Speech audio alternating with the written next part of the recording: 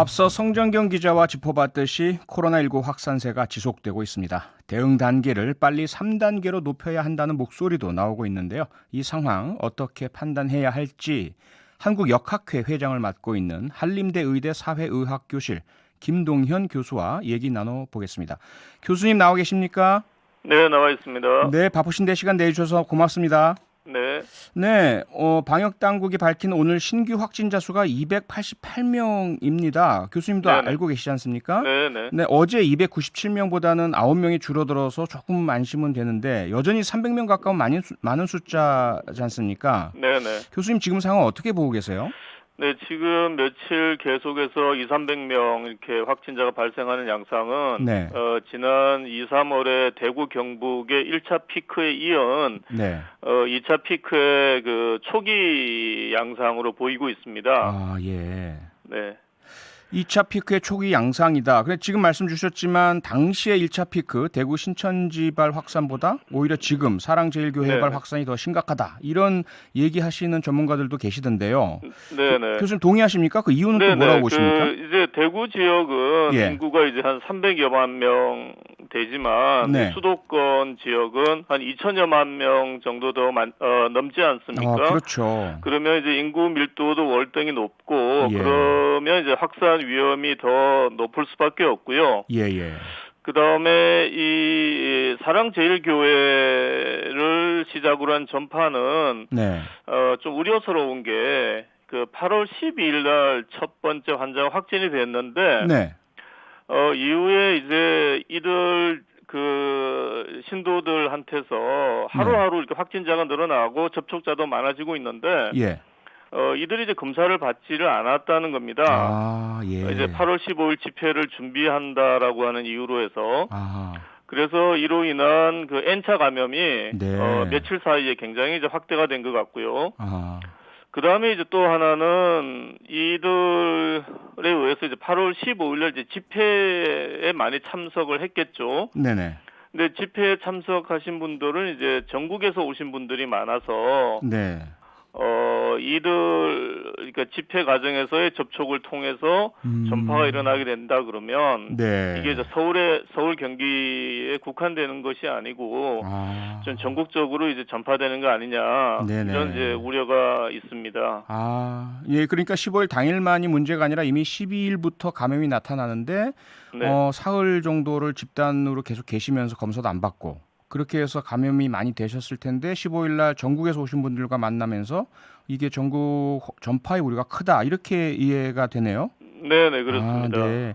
그리고 또 하나 걱정인 게 최근 확진자 수가 폭증하고 있지만 교수님 그 신문 인터뷰를 제가 봤거든요. 네네. 그런데 아직 광복절 집회 여파가 반영되지 않은 상황이다 이렇게 말씀하셨지 않습니까? 이게 이제 코로나 바이러스가 감염이 되면 네. 증상이 나타나고 전파력이 생기고 이러기까지 이제 한 일주일에서 2주일 정도에 걸쳐서 환자가 발생하게 됩니다. 아, 예. 그렇기 때문에 이제 네. 그 중간 값은 한 5일 정도가 되고요. 네. 그렇다 그러면 8월 15일에 접촉이 되었다 그러면 네. 지금 8월 15일부터 한 일주일, 2주일 아, 까지는 예. 환자 발생이 계속될 우려가 있다라고 말씀드릴 수 있겠습니다. 네네. 무척 걱정스러운 상황인데 그렇다면은 무엇보다도 빠른 진단 검사 아직 증상이 안 나타나셨다 하더라도 혹시 네네. 참가하셨거나 접촉하신 분들은 빨리 다 진단 검사를 받으셔야 이게 차단이 되지 않겠습니까? 네네. 그런데 지금 사랑제일교회도 그렇고 광화문 집회 참가하신 분들도 명단도 안 내시고 그리고 네. 찾아내는 것도 무척 어렵고 이런 상황 아닙니까? 교수님 네네. 어떻게 해야 됩니까? 이제 강화문 집회를 통한 접촉을 통한 확산은 이 대상자를 좀 특정하기 어렵다는 문제가 있습니다. 아, 예. 어떤 뭐 시설이나 이런 데서 확인될 수 있는 게 아니기 때문에 그렇죠. 그렇기 때문에 이제 지난번 이제 이태원발 그 집단 발병의 경우에 네. 그 방역 당국에서 익명 검사를 그러니까 권유를 했거든요. 아, 예, 그랬죠. 예, 그래서 예, 이제 예. 뭐 이렇게 뭐 신도다 이런 걸 밝히지 아, 않고 네네. 이제 그날 이제 강화문에 갔다는 사실도 얘기할 필요 없이 음, 그냥 찾아가서 이제 검사를 받도록 하는 게 필요할 것 같고 네. 이제 경우에 따라서는 이제 휴대폰, 그러니까 이제 강화문 지역에 8월 15일 강화문 지역에 간 적이 있는 사람들의 이제 휴대폰 이제 위치? 동선을 네, 동선. 네. 좀 알아내서 예. 그분들한테는 일괄적으로 메시지를 보내서 네. 검사를 받을 것을 이제 권유할 수도 있지 않을까 생각을 하고 있고요. 네네. 그리고 이제 신도들 같은 경우에는 예. 지금 이제 협조가 잘 안 되고 있는데 예.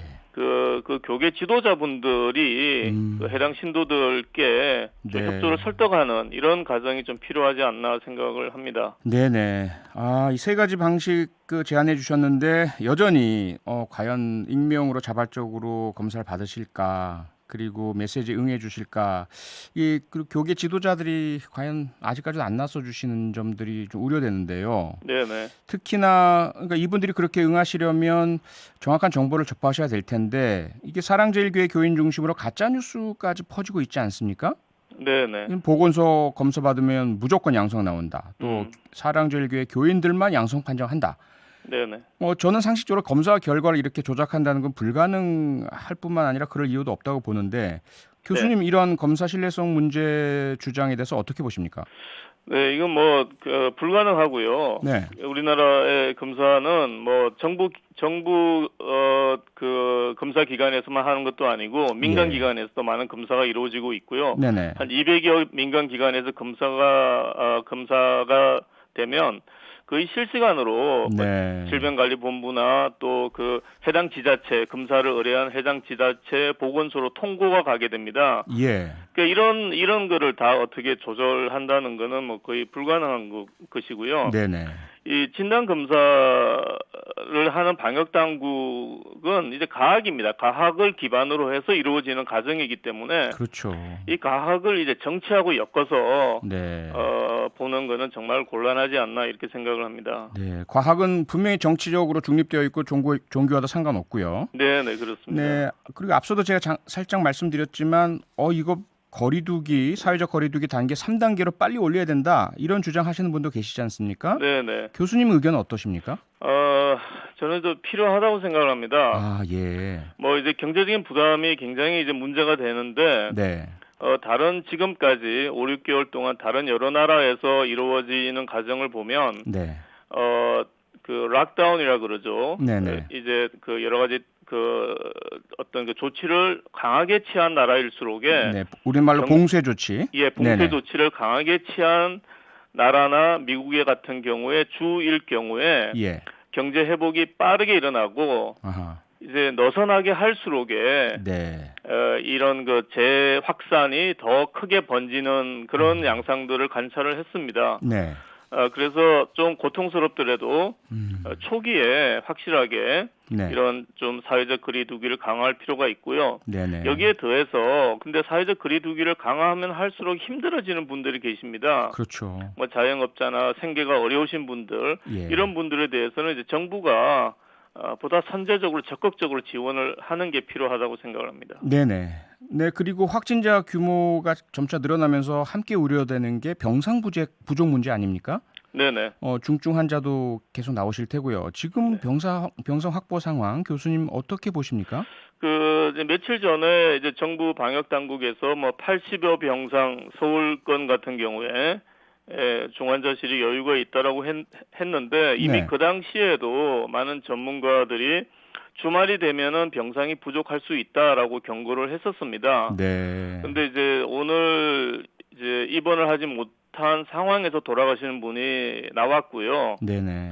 그래서 이제 대구 경북의 상황이 재현되는 거 아니냐라는 우려가 있습니다.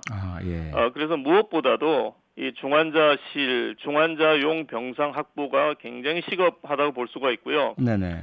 이는 공공의료기관의 병상뿐만 아니라 지금부터 서울 경기 지역은 민간 의료기관의 중환자실 병상도 좀 비워놓고 준비를 해야 된다라고 생각을 합니다. 네. 국민 여러분께서 계속 의료진께 감사하다는 말씀 표현 운동도 계속 해오셨고요. 방역 당국 전문 공무원들께도 참 어려움에 감사를 많이 드리는데 교수님도 감염병 전문가로서 여러 어려움들을 겪고 계시지 않습니까? 네네. 현재 교수님이 보시는 가장 안타까운 것 이거 하나 혹시 뭘로 꼽을 수 있을까요? 그러니까 이제 그 많은 정부 당국이나 의료진들 그다음 지역 보건에 계신 분들이 노력을 많이 하고 계신데요. 네. 지난 3월 말 지나면서 이제 대구 경북 상황이 좀 정리가 되면서 네. 그 가을 겨울에 위기 상황이 예상이 되었었습니다. 예. 그러면 이제 지금 그동안 한 4, 5개월을 우리가 골든 타임이라고 얘기를 할 수가 있는데, 네. 그러니까 이제 정부가 많은 노력은 했지만 K 방역이라고 해서 성과 선방을 네. 이제 많이 홍보하고 널리 알리는 건 좋은데 그 성과가 분명히 있긴 했죠. 네네. 그렇지만은 이 부분에 대한 지금 우리가 2차 피크를 대비한 어떤 골든 타임을 잘 활용을 해서 네. 이제는 어떤 의료진의 지역 보건의 어떤 그런 분들의 어떤 헌신에만 기대지 말고 네. 어떤 시스템으로 좀 준비를 할 수 있는 체계적인 좀 네네. 집중적인 노력이 좀 아쉽다 이렇게 말씀드릴 수 있겠습니다. 네, 지금 이 상황에 가장 고생하고 있는 분들이 현장 의료진일 텐데요. 교수님을 포함해서 늘 감사드리고요. 오늘 인터뷰 정말 감사드립니다, 교수님. 네네. 네, 고맙습니다. 김동현 한림대 의대 교수였습니다. 평일 저녁 6시 5분에 여러분을 찾아갑니다. MBC 라디오 표창원의 뉴스 하이킥.